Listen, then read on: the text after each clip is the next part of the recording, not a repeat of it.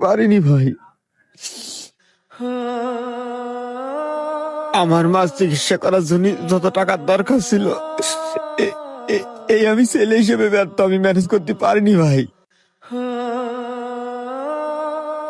Doctor যখন শেষবার করেছে আমার মার অপারেশন করার জন্য 2 লাখ টাকা লাগবে, বিশ্বাস করেন আমাকে যত আত্মীয় স্বজন যত পরিচিত মানুষ আছে সবার কাছে গেছি, কেউ আমার মার চিকিৎসার জন্য 10টা টাকা দিইনি ভাই। আমি আপনাদের সাথে কোনো বেইমানি করিনি ভাই। এই জায়গাতে চলে যাওয়ার পরে যখন আমার মা দুনিয়াতে চলে গেছে, আমার এই দুনিয়ার আর কোনো কিছু ভালো লাগেনি ভাই।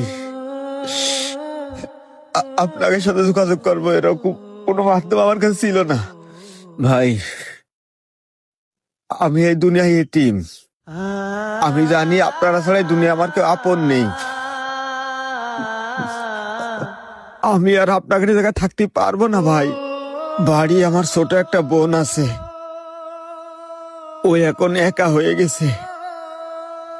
আমি শুধুমাত্র আইছি আপনাদের এই ভাড়ার ঘরে, আমার কিছু জিনিস আছে আর আপনারা আমার কাছে 5 মাসের ভাড়ার টাকা পাবেন। আমি 5 মাসের ঘর ভাড়ার টাকা নিয়ে আইছি। আরে টাকা দিতে হবে না, টাকা দিতে হবে না ভাই। তোর টাকা তোর কাছে রাখ। তোর মা মারা গেছে, তুই যে কোনো ভাবে তো আমাকে একবার জানাতে পারতিস, তাহলে তোর প্রতি এরকম চিন্তা ভাবনা নিতাম না। টাকা তো তোরে আমি দেবো ভাই, এই নে ধর। ভাই আমরা সত্যি জানতাম না যে তুই এরকম বিপদে পড়েছিস। মইনুল, তুই এখন থেকে কোনো টেনশন করবি না ভাই, তোর সাথে আমি আছি, আমার ভাই আছে, তুই কোনো টেনশন করবি না। তোর আর তোর বোনের দায়িত্ব আজ থেকে সম্পূর্ণ আমার, তুই আর টেনশন করিস না ভাই, আর কান্দিস নে। মা বাবা সবার সারা জীবন বেঁচে থাকে না, তুই ধৈর্য ধর, শুধু আল্লাহর প্রতি বিশ্বাস রাখ। আমি তোর জন্য সবসময় আছি ভাই, এই নিয়ে চিন্তা ভাবনা করিস হ্যাঁ না। ভাই, আমরা না বুঝেই তোর সাথে মেলা খারাপ ব্যবহার করে ফেলেছি।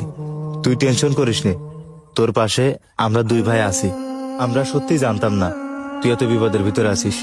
তোর এই বিপদে আমরা 2 ভাই যদি পাশে থাকতে পারতাম, আসলে আমাকে ভালো লাগতো। আর শোন, তুই তো রোজা আছিস, চল ঘরের ভিতর চল, একসাথে ইফতারি করে রাতটা আমাদের এখানে থাকিস, আর কালকে সকালে চলে যাস না।